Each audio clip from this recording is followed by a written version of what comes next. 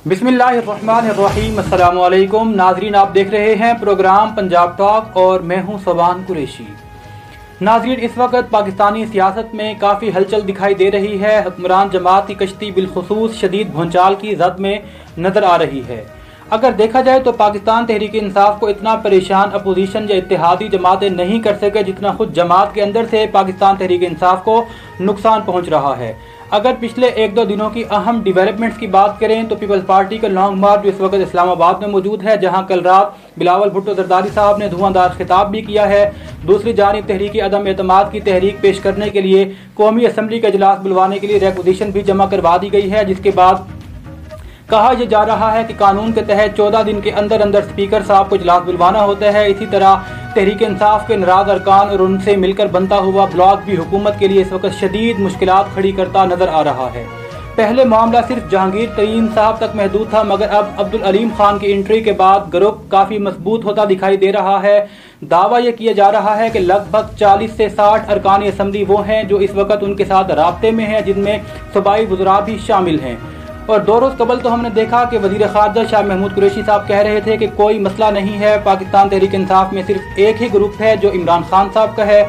मगर अब उनकी वो बात रद्द कर दी गई है, खुलकर 2 ग्रुप सामने आ गए हैं। इसी दौरान हमने कल देखा कि जहांगीर तरीन ग्रुप और काफ लीग के इत्तफाक से ये बात भी सामने आ चुकी है कि उस्मान बुज़दार को हटाकर कोई और वज़ीर आला लगाया जाए। दूसरी जानिब तहरीक इंसाफ की सीनियर क़यादत भी उस्मान बुज़दार को हटाने का मुतालबा कर रही है और इतलात के मुताबिक वज़ीर आला ने वज़ीर आज़म इमरान खान को खुद इस्तीफ़ा देने की पेशकश की है, लेकिन इमरान खान साहब फिलहाल इस कुर्बानी के मोड में नज़र नहीं आ रहे। इसके अलावा तहरीक अदम एतमाद के हवाले से कल फजलुर रहमान साहब ने, आसिफ अली जरदारी और शहबाज शरीफ ने भी मुश्तरका प्रेस कॉन्फ्रेंस की है और उसके बाद शहबाज गिल और तरीन ग्रुप की जानिब से भी प्रेस कॉन्फ्रेंस की गई हैं। आज के प्रोग्राम में इन्हीं तमाम पॉइंट्स पर और आने वाले दिनों के मंजरनामों पर गुफ्तगू करने के लिए हमें प्रोग्राम में ज्वाइन कर रहे हैं। हमारे साथ इस वक्त मौजूद हैं फ़ोन लाइन पर सीनियर तहकीकाकार कर्नल रिटायर्ड राजा वसीम साहब मौजूद हैं, सीनियर कानूनदान एडवोकेट चौधरी अबरार हुसैन साहब हमारे साथ मौजूद हैं और सीनियर सहाफ़ी कमर गिलानी साहब भी हमारे साथ फ़ोन कॉल पर मौजूद हैं। और पाकिस्तान पीपल्स पार्टी से हमें ज्वाइन कर रहे हैं मीर सैयद वासिफ हैदर साहब। और कुछ देर में हमें पाकिस्तान मुस्लिम लीग नून से member national assembly Ali Gohar साहब भी ज्वाइन कर लेंगे और पाकिस्तान तहरीक इंसाफ से member provincial assembly Punjab barrister Waseem Khan Badozai भी हमें ज्वाइन करेंगे। तो सबसे पहले मैं अपने मौजूद तमाम मेहमानों को प्रोग्राम में खुशामदीद कहता हूँ। कर्नल रिटायर्ड राजा वसीम साहब, हालात आपके सामने हैं, काफ़ी सियासत के अंदर हलचल नजर आ रही है, आपका तजुर्बा क्या कहता है? आने वाले दिन बिलखुसूस 15-20 दिन पाकिस्तानी पॉलिटिक्स के हवाले से कितने अहमियत के हामिल हैं? शायद उनकी लाइन ड्रॉप हो गई है। कमर गिलानी साहब, आप लाइन पर मौजूद हैं?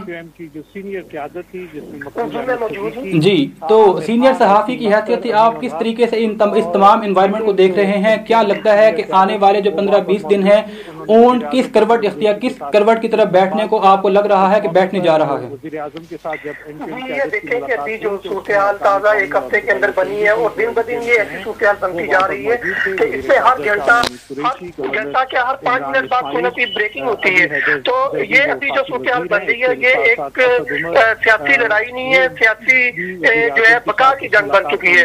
और ये अभी जो अगर आप इसकी ऑब्जर्वेशन निकालें तो ये पूरा मुल्क एक तरफ, महंगाई एक तरफ, बाकी चीजें एक तरफ, लेकिन ये ज्यादातर हमें जो देखने को मिल रहा है हर सियासतदान और हर सियासी जमात उसके अंदर गिरोह बने हुए हैं।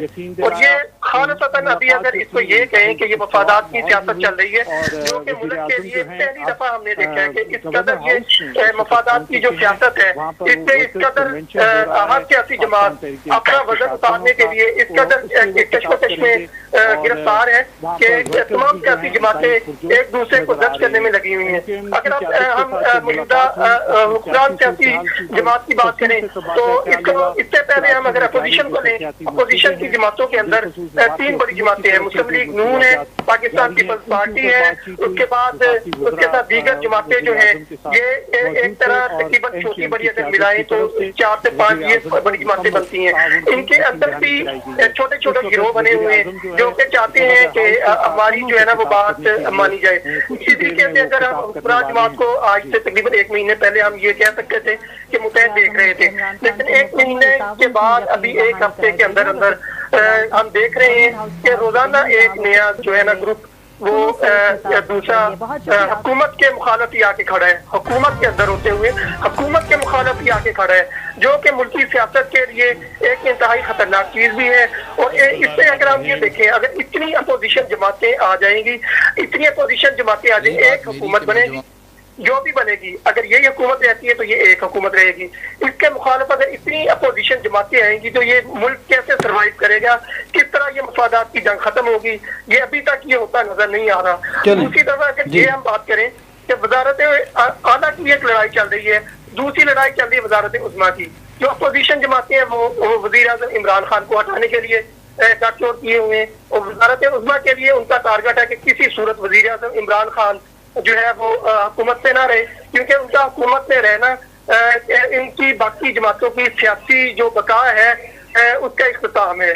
और ये इसी तरीके से वज़ीर आला पंजाब है, वज़ीर आला पंजाब को इसलिए ये साइड कॉर्नर कर रहे हैं कि ये जो भी वज़ीर आला बनेगा उसकी मुल्क का सबसे बड़ा जो सूबा है पंजाब, उसको टेक ओवर किया जाएगा। और टेक ओवर करने के बाद बहुत आसान हो जाता है, उसके बाद जाके अगर वजारत उज़्मा इमरान खान नहीं रहते तो वजारत उज़्मा को भी टेक ओवर किया जाएगा। ये असल इनका टारगेट है, ये इनके मफादात हैं जिससे मुल्क का नहीं सोचा जा रहा। मुल्की जो मसाइल हैं, जो मुल्की इंटरनेशनल जो एक तरह ये इशूज चल रहे हैं उनका नहीं सोचा जा रहा। लेकिन ये जो भी है, जो भी जिस तरह भी है, अगर हम इसके अल्टरनेट देखें कि जो लीडरशिप है हमारी, वो कोई भी एक लीडरशिप नजर नहीं आ रही।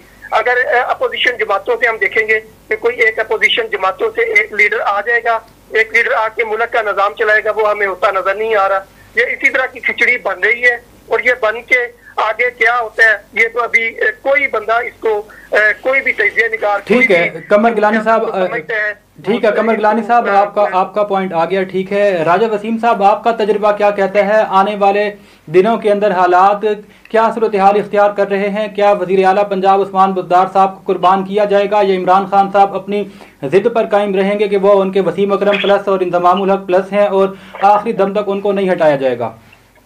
बिस्मिल्लाहिर्रहमानिर्रहीम। बुज़दार साहब कल अपना रिजाइन दे रहे हैं पीएम को, और अपना पेज में सारा डाल दिया जो जरूरी साहब के लिए। लेकिन फिर आपने देखा रात को एक एक्टिविटी जो शुजात साहब पहुंच गए वहाँ पे जी पीडीएम के पास, मौलाना फजलुर रहमान साहब के पास, जी सॉरी जी पीडीएम के सरबराह मौलाना फजलुर रहमान साहब के पास जी। और फजलुर रहमान की जो बात ताजियों से हुई है उनकी मुलाकात के बाद वो भी खासी डाल देंगे।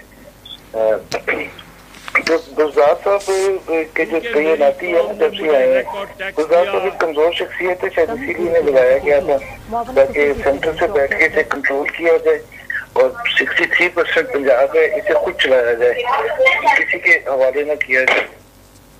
क्योंकि जो पंजाब में आएगा रूल करेगा वो पूरे पाकिस्तान को टेक ओवर कर देगा। माजी में हम देखते रहे नवाज शरीफ साहब भी पंजाब के वज़ीर आला बने थे, बीबी की हुकूमत थी, और फिर वो छोटा सा लीडर लोकल लीडर लाहौर का लीडर देखा पूरे पाकिस्तान का लीडर बन गया।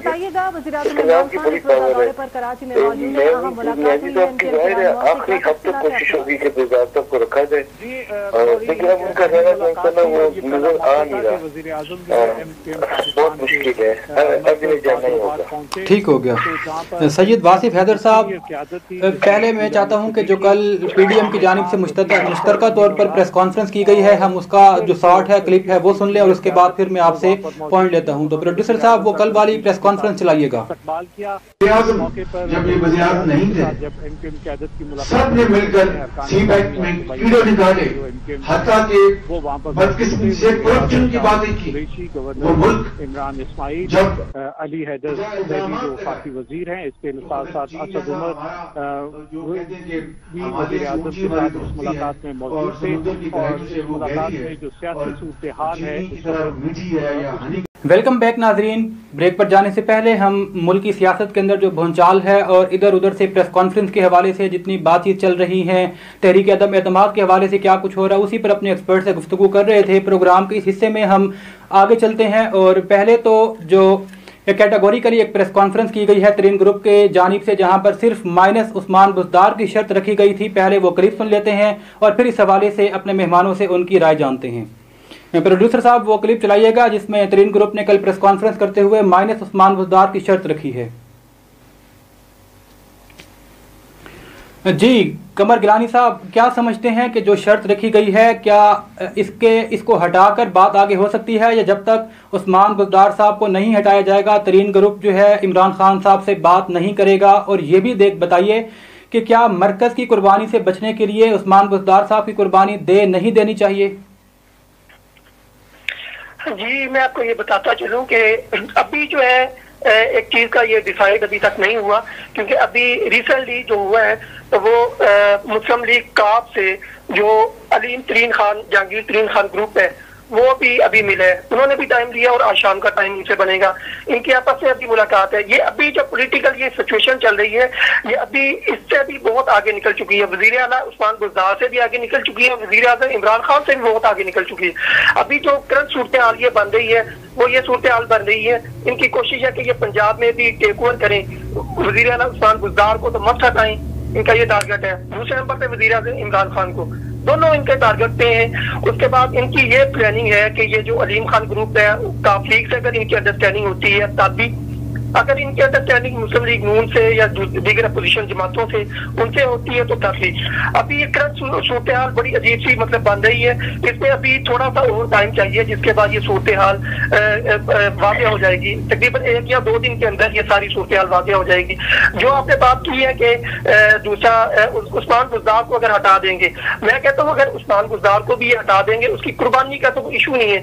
अगर उसको भी हटा देंगे, वज़ीर आज़म इमरान खान को भी हटा देते हैं, उसके बाद ये जो दूसरे मेरी अपोजिशन जमातें हैं या दूसरी तमाम सियासी जमातों से मेरा ये एक सवाल है। मेरा ये सवाल इसी बिना पे मैं ये पूछता हूँ इनसे कि आप ये बताएं कि वज़ीर इमरान खान चला जाते हैं, उस्मान बुज़दार चला जाते हैं, उसके बाद इनके पास क्या लाए अमन है जो कि अभी तक किसी पब्लिक को, किसी इदारे को इसका पता ही नहीं है कि अगला वज़ीर आज़म कौन होगा, अगला वज़ीर आला कौन होगा, वो कितनी मुद्दत के लिए होगा। अगर ये वज़ीर आज़म की अदम एतमाद हो जाता है, कामयाब हो जाते हैं, उसके बाद जो वज़ीर आज़म आता है उसके बाद क्या ऐसा होगा कि पूरे 5 साल अगले निकालेंगे? 1.5 साल की ये मुद्दत हो गई, उसके बाद अगले 5 साल जो कि तकरीबन 6.5 साल बनते हैं। 6.5 साल मैं तो कहता हूँ अगर अब ये अदम एतमाद हो जाते हैं उसके बाद एक और लड़ाई शुरू हो जाएगी। जो आइंदा ये जो इलेक्शन आ रहा है अगला 1.5 साल की मुद्दत भी अगले वज़ीर आला और अगले वज़ीर आज़म को निकालनी भी मुश्किल हो जाएगी। तो ये अजीब सी सूरत हाल है। इस सूरत हाल को मैं नहीं समझता कि ठीक है एक आदमी आपको नहीं पसंद, एक आदमी जिसपे आपने इल्जाम लगाए हैं, जिसको आप कहते हैं कि इसने महंगाई बहुत ज्यादा की है, जिसपे आप इल्जाम लगाते हैं कि बहुत ज्यादा, उसके मुकाबले में आप ये भी बताएं ना कि आपने इसके मुकाबले में आपके पास क्या क्राइटेरिया है कि पब्लिक के लिए देने के लिए आपके पास क्या पैकेज है, किस तरीके से महंगाई आप कम करेंगे, किस तरीके से मुल्क की अंदरूनी और खारजा पॉलिसी जो है वो आप सामने लेके आएंगे। मैं तो मेरी समझ से तो ये बाहर है, क्योंकि मैं इसलिए ये आपसे इस सवाल का जवाब मांग रहा हूँ कि जिस जमातों में अभी कल से अभी 1 हफ्ते से ये प्रोग्राम शुरू हो चुके हैं जो है हॉर्स ट्रेडिंग का, इसमें 10 करोड़ से लेके 18 करोड़ 20 करोड़ ये आगे बोलियां लगेंगी तमाम जमातों की। मैं ये नहीं कहता नून लीग लगाएगी, पीटीआई लगाएगी, जरदारी लगाएगा, मैं ये आप खुद देखेंगे कि तमाम जमातें बशमूल हुकूमती जमात जो है वो भी ये तमाम बोलियां लगेंगी। तो इन बोलियों की वजह से क्या मुल्क की सियासत इसी तरह हमेशा चलती रहेगी? अगर इसी तरह मुल्क की सियासी जमातें इसी तरीके से निज़ाम हुकूमत हमारा चलेगा तो आप खुद सोचें कि इस मुल्क का मुस्तकबिल क्या होगा, सियासी मुस्तकबिल। ठीक है कमर गिलानी साहब, आपका पॉइंट आ गया। इसी हवाले से हमारे साथ पीपल पार्टी के सैयद वासिफ हैदर साहब मौजूद हैं, उन्हीं से जान लेते हैं। जी वासिफ हैदर साहब, आगे का क्या लाया अमल बनाया है? अगर इमरान खान साहब के खिलाफ तहरीक कामयाब हो जाती है, आप उनको हटाने में कामयाब हो जाते हैं, तो अभी तो आइंदा इलेक्शन में 1.5 साल का अर्सा बाकी है, तो मुल्क को आगे किस तरह लेकर जाया जाएगा? कोई प्लान आपने अगर बनाया है, कोई प्लान है तो उसको बताएं क्या है आगे? इंशाल्लाह ये आने वाले वक्त में इंशाल्लाह जब ये सिलसिला हो जाएगा, अदम एतमाद कामयाब हो जाएगा, तो आप देखेंगे कि मुल्क भी बेहतरी की तरफ जाएगा, हालात भी बेहतर आएंगे। क्योंकि ये तो खिलाड़ी लोग हैं, इन्हें तो पता ही नहीं है कि हुकूमत ये कैसी चलती है, मईशत कैसे चलती है, तो इनके पास तो कोई तजर्बा ही नहीं है, ना इनके पास ऐसे लोग हैं। तो ये एक टीम वर्क है, इंशाल्लाह ये कामयाब अदम एतमाद की कामयाबी। अच्छा वासिफ हैदर साहब ये भी बताइएगा कि मुश्तरका जद्दोजहद जो इस वक्त की जा रही है, क्या सिर्फ इमरान खान साहब को हटाने तक महदूद रहेगी या आगे भी मिलकर आप काम करेंगे? क्योंकि हमने देखा कि पाकिस्तान पीपल्स पार्टी जब लॉन्ग मार्च के दौरान उनके लीडरान बात करते हैं तो वो सिर्फ यही बात करते हैं कि आइंदा हुकूमत पाकिस्तान पीपल्स पार्टी बनाएगी। पाकिस्तान मुस्लिम लीग नून के रहनुमा जब टॉक शोज में बात करते हैं तो वो अपनी जमात की बात करते हैं, कहीं भी पीडीएम की हुकूमत की बात नहीं की जा रही। तो मुश्तरका जद्दोजहद आपको आगे किस तरह नजर आ रही है कि चलेगी? अभी तो हम मुश्तरका जद्दोजहद है ये हुकूमत के खिलाफ, इन्हें हुकूमत को खत्म करने के लिए अभी तक तो हम एक ही पेज पे इकट्ठे हैं, सारी अपोजिशन इकट्ठी है। चलें ठीक है।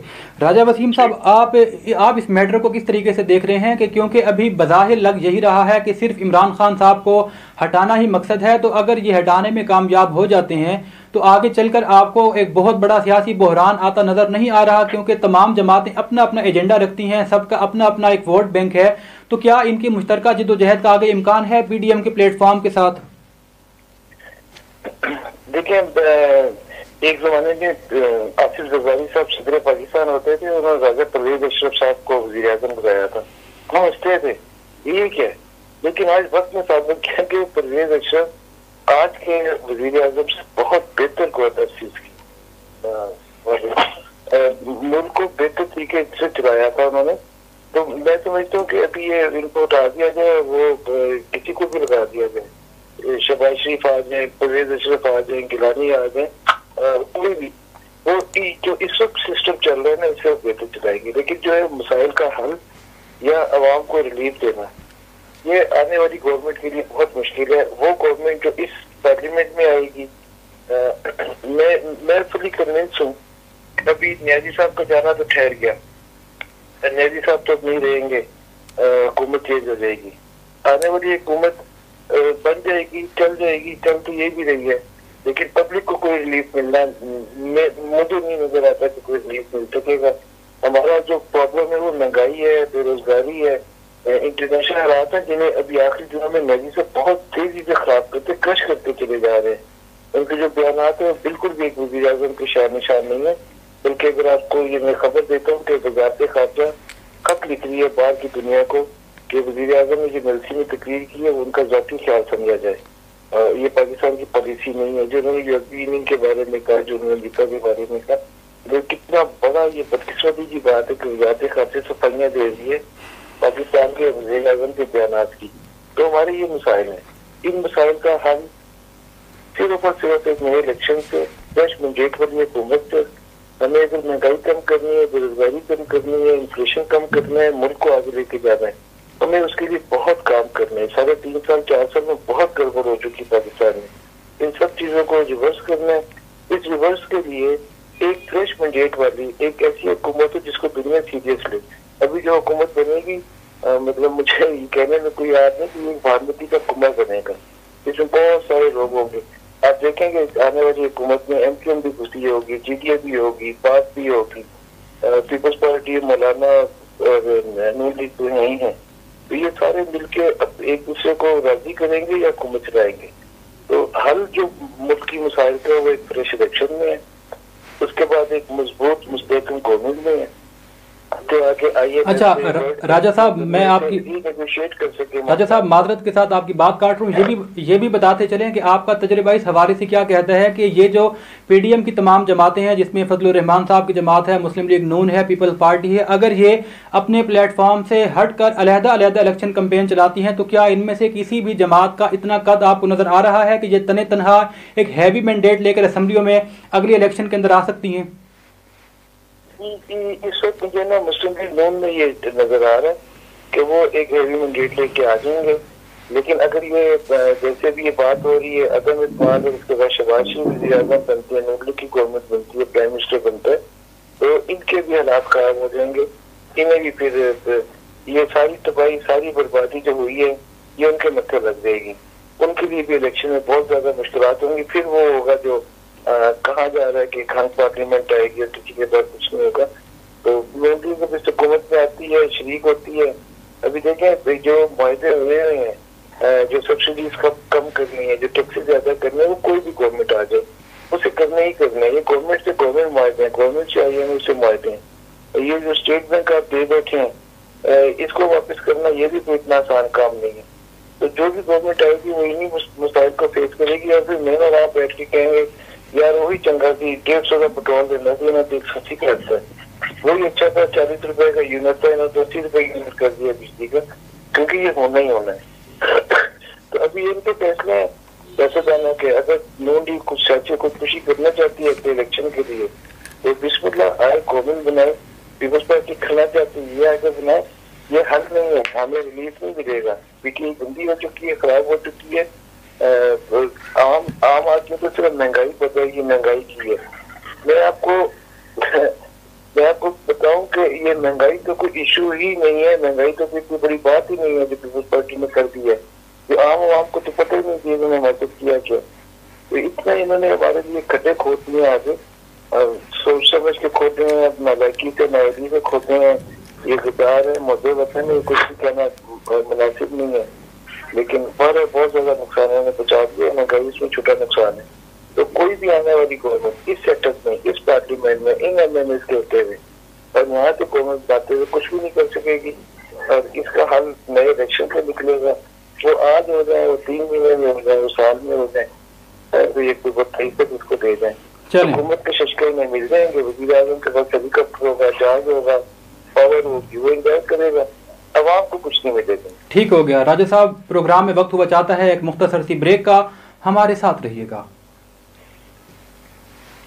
वेलकम बैक नाजरीन। चौधरी साहब, मैं अब आपसे थोड़ा सा इस हवाले से जानना चाहता हूं कि जिस तरीके से अभी बातचीत की जा रही है हॉर्स ट्रेडिंग की, कल इमरान खान साहब जब सोशल मीडिया के लोगों से मुलाकात कर रहे थे तो वहां पे उन्होंने 18 से 20 करोड़ रुपए बोलियां लगने की बात की। और अगर हम देखते हैं तो बलोचिस्तान से जमीयत उलमा इस्लाम फजलुर रहमान ग्रुप के एक मेंबर ने इस तमाम तर मामले से पीछे हटने का ऐलान किया। उन्होंने कहा कि मुझे अपनी आंखों से मैंने देख लिया है कि लोगों को किस तरह ख़रीदा जा रहा है। तो जब एक प्रोविंशियल असेंबली के मेंबर के जानिब से ऑन रिकॉर्ड इस टाइप की बात आ जाए तो आप क्या समझते हैं, बाय लॉ इलेक्शन कमीशन को आज खुद नोटिस लेकर इसकी तहकीक नहीं करनी चाहिए कि कौन कौन इस हॉर्स ट्रेडिंग के अंदर मुलविस है? चौधरी बरार साहब लाइन पर हैं। मैं गुजारिश कर रहा हूँ कि डेफिनेट इलेक्शन कमीशन भी का नोटिस लेता और स्पीकर भी ले सकता है असेंबली का।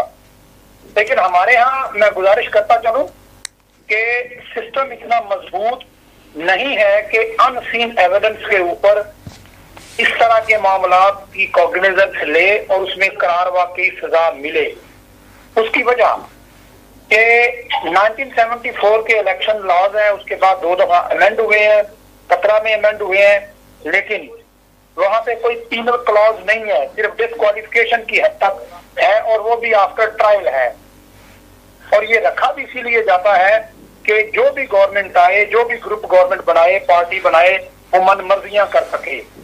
और जहां तक हॉर्स ट्रेडिंग या पैसे लगने का या किसी की कीमत लगने का ताल्लुक है, ये बात तो अब बड़े ढीठ होकर हमारे मौजूद में मराने असेंबली कह रहे हैं या जो नुमाइंदगान है वो कह देते हैं। अब वो बात मायूब नहीं रही, अब ये एक कल्चर का हिस्सा बन गया है। ये बदउनवानी, करप्शन और ये वाली बातें जो होती हैं, रिश्वत लेना, बिकना, लोटाक्रेसी, ये तरह का कल्चर अब ये लोगों के लिए मायूब चीजें नहीं रही। ये एक बहुत बड़ी हमारी इखलाकी, तहजीबी और सियासी गिरावट है जिसमें हमारा सारा सियासी निजाम गिर चुका है। लेकिन ये मायूब नहीं रही, अब ये सारा कुछ बिहाइंड द सीन हो रहा है। लेकिन कानून हरकत में आए या ना आए, आएगा भी तो सजा नहीं मिलेगी। ठीक हो गया। अच्छा सैयद वासिफ हैदर साहब, मैं आपके सामने एक थोड़ा सा मादी का एक हिस्टोरिकल एविडेंस है वो रखना चाहता हूं और फिर आपसे उस पर आपकी राय जानना चाहता हूं। हमने देखा कि जून 2021 में वज़ीर आज़म इमरान खान साहब ने जब अमरीकी सहाफ़ी को इंटरव्यू दिया तो वहाँ पर एक उनका शोरा आफाक जुमला एब्सोल्युटली नॉट मशहूर हुआ। उसके बाद हमने देखा कि ठीक 2 या 3 महीने के बाद सितंबर-अक्टूबर में अमरीकी सफारत खानों का जो मिशन है वो उन्होंने मौलाना फजलुर रहमान साहब से मुलाकात की, ऑन द रिकॉर्ड मौजूद है। आसिफ अली जरदारी साहब से मुलाकात की, ऑन द रिकॉर्ड मौजूद है। मरियम नवाज से मुलाकात की गई, वो भी ऑन द रिकॉर्ड मौजूद है। और शहबाज शरीफ से 2 मुलाकातें 1 हफ्ते के अंदर अंदर की गई। ये तमाम चीज़ें रिकॉर्ड पर मौजूद हैं। और ये भी रिकॉर्ड पर मौजूद है कि उसके फ़ौरन बाद फिर लॉन्ग मार्च के भी बयानात शुरू हो गए और तहरीक अदम एतमाद के हवाले से भी बातें आईं। और कल इमरान खान साहब ने भी फॉरेन हैंड की बात की है कि सिर्फ हैंड नहीं बल्कि फॉरेन हैंड इसके पीछे मौजूद हैं। क्या समझते हैं कि वो जो मुलाकातें थी वो किस हवाले से की गई हैं? कोई हवाले से अगर आप बता सकें। ये तो हुकूमत की अपनी नालायकी है। ये ना इन्होंने मुईशत कंट्रोल की, ना गरीब आवाम का ख्याल किया, महंगाई सरूज पे पहुंच गई। अब जब लोगों ने इन्हें रिजेक्ट कर दिया पब्लिक अपने लॉन्ग मार्च, पाकिस्तान पीपल्स पार्टी का जो लॉन्ग मार्च था, ये आवाम इसीलिए निकली है कि उन्होंने इस मौजूदा हुकूमत को रिजेक्ट कर दिया, और अब ये असेंबली भी वजीर आजम को रिजेक्ट करने जा रही है, और इंशाल्लाह आने वाले चंद दिनों में इन्हें रिजेक्ट कर देंगी। अब ये बातें कर रहे हैं कि जी फलां का हाथ है, फलां का हाथ है, ये तो बस ऐसे ही अब कहने की बातें रह गई हैं। चलें राजा वसीम साहब, यही सवाल मैं आपके आगे भी रखूंगा। आप सीनियर तजदियाकार हैं और आपने एक तवील अरसा यूनिफॉर्म के अंदर भी गुजारा है और इन मामलात को बहुत बारीकी से आप समझते हैं। आप क्या देख रहे हैं कि उस ख़ास कंटेक्स्ट में जो मैं बात कर रहा हूं, यकीनन आप समझ चुके हैं, आपको कुछ गड़बड़ नज़र आ रही है या वो मुलाकातें सिर्फ रूटीन की मुलाकातें थी? देखिए, ये मुलाकातें होती रहती हैं और ये हर बैठकों में सी होती है, हर दुनिया के हर मुल्क में ही होती है, और ये हर वक्त चल रहा होता है। अभी भी आप देखें, कभी कोई सफीर आता है, वो अपोजिशन को मिलता है, अपोजिशन होती है गवर्नमेंट इन वेटिंग, तो उनको भी मिल रहा था वो भी। अभी ये भाई ने आपको जवाब दे दिया है कि अब हमारे पास ना ये बदकिस्मती है कि जब मुझे याद है इमरान खान पे भी ये इल्जाम लगता है कि इसे बैरूनी ताकतें लेके आई हैं, और अब इमरान खान साहब इन पे इल्जाम लगा रहे हैं कि इनकी किसी बैरूनी ताकतें हैं। तो कल मैं शहबाज शरीफ साहब को सुन रहा था, वो कह रहे थे कि बिजली उन्होंने कहा था महंगी करो, ये पेट्रोल उन्होंने, महंगाई उनकी वजह से, बेरोजगारी उनकी वजह से, हमारे मसाइल ये हैं जिसके लिए पब्लिक निकली है। पब्लिक के अंदर बहुत सख्त इश्तिहार है इस वक्त हुकूमत के खिलाफ। तो अमरीकी सफीर मेरे पास तो नहीं आया, 22 को अवाम के पास तो नहीं आया, हमें तो नहीं कहा कि इसके खिलाफ जदोजहद करो। पूरी कौम इस वक्त इस गवर्नमेंट से जान छुड़ाना चाह रही है। ठीक है, आगे का भी एक अंधेरा नजर आ रहा है, लेकिन हर आदमी कहता है अच्छा जो होगी देखी जाएगी, इनको तो हटाओ। तो ये अपनी नाकामियां, अपनी नाअहलियां, अपनी इनकॉम्पिटेंस छुपाने के लिए ये इल्जाम लगा रहे हैं बाहर वालों पे। और फिर एक और अनफॉर्चुनेट है कि अगर स्टेब्लिश मेरे साथ है तो बहुत अच्छी है, और अगर मेरे मुखातिब के साथ है तो बहुत खराब है। यही हम देखते आ रहे हैं। अच्छा राजा साहब, एक तो ये नजर आ रहा है कि एस्टेब्लिशमेंट का झुकाव अपोजिशन की तरफ है। तो अब अपोजिशन की तरफ से आपने कभी नाम सुने एस्टेब्लिशमेंट का, या किसी का नाम लेते हैं या किसी को बुरा भला कहते हैं? यकीनन नहीं है। थोड़े दिन पहले तक तुम्हार बांधा था इन्होंने, वो बात वो फेज होती थी, अब नहीं होती। मुझे नहीं ख्याल कि 4 महीने 5 महीने में मियां नवाज शरीफ के नाम के मुंह से बाजवा साहब का नाम भी निकला। अब बाजवा साहब वही बाजवा साहब बहुत अच्छे हैं, पहले ये भाषा तो बहुत खराब थे, मेरे साथ है तो बहुत अच्छा है, मेरे खिलाफ है। और हमारी जो आपने कहा मैं यूनिफॉर्म ले रहा हूँ जी, मैं 2800 यूनिफॉर्म ले रहा हूँ, और मेरी जदोजहद ये है, मेरी जाती जदोजहद, मेरा नाम है वन मैन आर्मी। मेरी जदोजहद किसी को हुकूमत से निकालना या किसी को हुकूमत में लाना नहीं है। हम लोगों की मेरे साथ में अकेला चला था, अब हम हजारों में है। हमारी जदोजहद ये है कि हम जो सियासत में मुदाखलत है, चाहे वो फौज की तरफ से हो, अदलिया की तरफ से हो, एजेंसीज की तरफ से, वो कहीं से भी है, ये ठीक नहीं है। सियासत का काम सियासतदान करे, अदलिया का काम अदलिया करे, फौज का काम फौज करे, ब्यूरोक्रेसी का काम ब्यूरोक्रेसी करे, इसमें मुदाखलत ना हो। हमारा वज़ीर आज़म बनता है, वज़ीर आला बनता है, वो ब्यूरोक्रेसी का काम अपने हाथ में ले लेता है, इसको हटा दो, इसको लगा दो। जो MNA MPA बनते हैं वो किस्टों लेके पहुंच जाते हैं कि मुझे ये ऐसे चाहिए, मुझे ये पटवारी, ये जो पॉलिटिक्स है वही क्यों करते हैं, वो क्यों आगे इधर आके पंगे करते हैं। हमारा इलाके से MNA आता है वोट मांगने, MPA गाँव में आता है, कहते हैं सड़क पक्की करा दे। तो कि MNA MPA सड़क पक्की कराने के लिए बनते हैं या लेजिस्लेशन के लिए बनते हैं? अफसोस ये है कि हमारा जो MNA MPA का वोट लेने आता है, आप उसे बिठा के लेजिस्लेशन की स्पेलिंग पूछे तो उसे नहीं आते, मतलब उसे नहीं आता। सारा सिस्टम जो है आउट है, सिस्टम ठीक नहीं होगा जब तक 73 का आइन है उसकी सुप्रीमेसी नहीं होगी। उसके मुताबिक सारा हर इदारा अपने अपने दूध में नहीं जाएगा, अपना अपना काम नहीं करेगा। ये सड़कें ठीक करनी है, नालियां गलियां सड़क लगाने, ये म्यूनिसिपल कॉर्पोरेशन का काम है, ये उनको आप करने दें। लेजिस्लेशन असेंबली का काम है। अगर असेंबली से एक लेजिस्लेशन का कार्य है तो मैं आपको यकीन दिलाऊंगी जो 8-8, 10-10, 20-20 करोड़ रुपया लगता है, कोई MNA MPA पागल नहीं है कि लेजिस्लेशन करने जा रहे थे इतने पैसे खर्चे। वो जा रहे हैं दिहाड़ियां लगाने के लिए, वो जा रहे हैं पटवारी लगाने के लिए, SHO लगाने के लिए, मुखालफों को दबाने के लिए, अपनों को नवाजने के लिए। तो ये सारा सिस्टम है, ये सारा सिस्टम खराब है, और इस सारे सिस्टम को ठीक करने का रास्ता हमारे आइन में है। आइन की पासदारी कैसे होगी, इसके लिए 1 पेज जरूरी है, सब इदारे 1 पेज पे। बदकिस्मती हमारी कि हमने देखा 4 साल में 1 पेज तो था, लेकिन नीयत ठीक नहीं थी। इन्होंने भी वही काम किया, दवाइयों में भी किया, पेट्रोल में भी किया, हर चीज में भी किया, इन्होंने भी दिहाड़ियां लगाई हैं। 55 रुपए चीनी 100 रुपए में पहुंचाई है। इन्होंने भी कोई काम सीधा नहीं किया। जब तक कोई ऐसे लोग सामने नहीं आएंगे जो आइन को ऊपर रखेंगे, अवामी बारादस्ती की बात करेंगे, वोट की इज्जत, वोटर की इज्जत की बात करेंगे, ये नारे तो हैं इस वक्त अपोजिशन की बातों में ये नारे लग रहे हैं, लेकिन जब गवर्नमेंट में आएंगे तो ये ऐसा करेंगे, इस पे डाउट है मुझे। ठीक हो गया।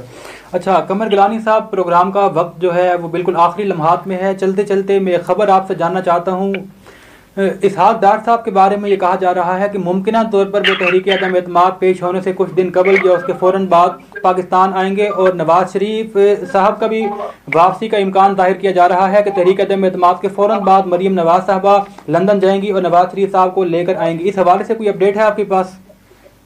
नहीं, अभी तक ये सुनवाई में ये चीजें आ रही हैं, लेकिन अभी तक ऐसी कोई चीज नहीं है जिसकी वजह से, अगर ये ऐसा ही है तो फिर इसका तो ये साफ मतलब है कि अगले जो है वजीर जो खजाना है वो इसहाक होंगे, और वजीर आजम जो है वो मियां नवाज शरीफ होंगे, और जो वजीर आला है वो मरियम नवाज होंगी। तो इसका तो ये मतलब है।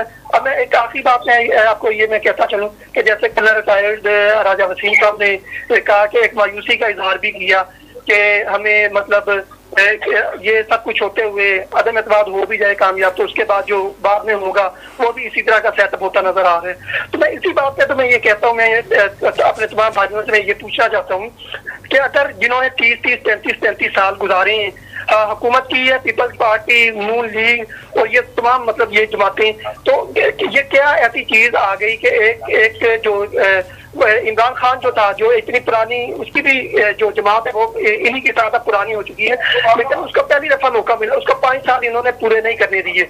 अगर उसका 5 साल पूरे नहीं करने दिए तो कल को वो यही कहेगा ना कि मुझे 5 साल तो इन्होंने पूरे नहीं करने दिए, 3.5 साल इन्होंने मुझे कश्मकश में रखा, कभी अदम एतमाद ये हो गया वो हो गया। तो इस तरीके से तो ये मैं यही कहूंगा, अगर इसी तरीके से है तो इसको 5 साल पूरे करवा के उसके बाद इलेक्शन होने चाहिए। उसके बाद पब्लिक जो है वो खुद सवाल करे, बजाय से कि ये लोग सवाल करें उनसे कि ये अदम एतमाद करके उसको कुर्सी छीन ले, कुर्सी छीन के खुद ऊपर कुर्सी पे बैठ जाए, तो उसके बाद फिर वही पुराना ओल्ड सिस्टम। तो ये इस तरह सिस्टम चेंज नहीं होगा, कभी सिस्टम चेंज नहीं होगा। मुल्क जो है वो फिर जीरो से स्टार्ट होगा। मैं तो कहता हूँ जीरो से नहीं, अब ये माइनस में जाएगा, मल्टीपल माइनस में जाएगा। तो ये इंतहाई मुल्क के लिए परेशानी कुन बात है। और ये इलेक्शन होगा, लाजमी बात है, हल्ला गुल्ला होगा जैसे जैसे करीब आएगा। अदम एतमाद हो जाता है, नहीं होता, लेकिन इलेक्शन क्योंकि करीब है, 1-1.5 साल रह गया है, तो उसमें अवाम का जोश होगा वक्ती तौर पर, लेकिन उस जोश की वजह से उसके बाद जो अवाम को दलालत भुगतना पड़ेगी तो वो अवाम के लिए तो वो चलिए ठीक है। कमर साहब ऐसे ही निकलते हैं। कमर गिलानी साहब आपका पॉइंट लोग होते हैं ये तो अपने कमर गिलानी साहब आपका पॉइंट आ गया। कमर गिलानी साहब ठीक है, आपका पॉइंट आ गया। भाई मैं एक शेर अब करना चलूं सिनेरियो में कि दस्तार की हर तार की तहकीक है लाजम, हर साहिबे दस्तार मुअज़्ज़ज़ नहीं होता। बिल्कुल, बहुत खूब। हमारा मोटो होना चाहिए हर आदमी का, इंडिविजुअली भी, बतौर इदारा भी और बतौर कौम भी। जी ठीक है। अच्छा वासिफ हैदर साहब लाइन पर हैं आप? जी बिल्कुल, चूंकि आखिरी लम्हात में जाते जाते आपसे इस हवाले से पॉइंट जानना चाहता हूं कि जहांगीर तरीन साहब को जिस वक्त वो चीनी वाले मामलात पर नाअहल हुए थे तो अपोजिशन की जानिब से खूब शोर मचाया गया, उनको चीनी चोर कहा गया और न जाने क्या क्या उनके बारे में बातें कही गई, लेकिन अब उन्हीं से इत्तेहाद की खबरें सामने आ रही हैं। क्या हमारी पॉलिटिक्स का यही मयार रह गया है? जी वासिफ हैदर साहब, इस पर अगर कुछ कहना चाहें आप।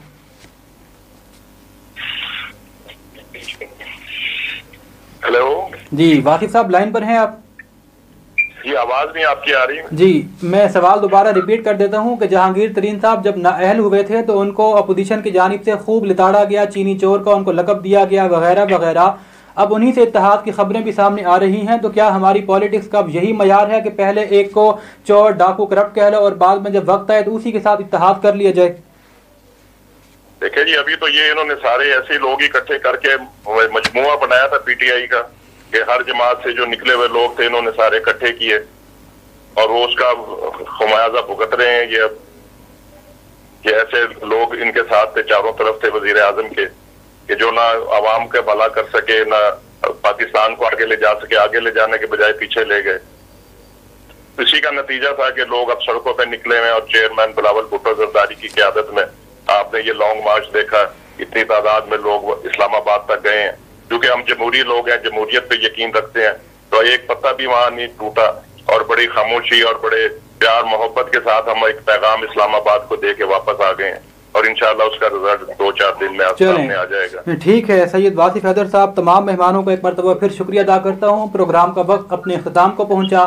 नाजरीन, आपसे मुलाकात होगी अगले प्रोग्राम में। तब तक के लिए अपने मेज़बान सोबान कुरैशी को इजाज़त दीजिए। अल्लाह निगहबान।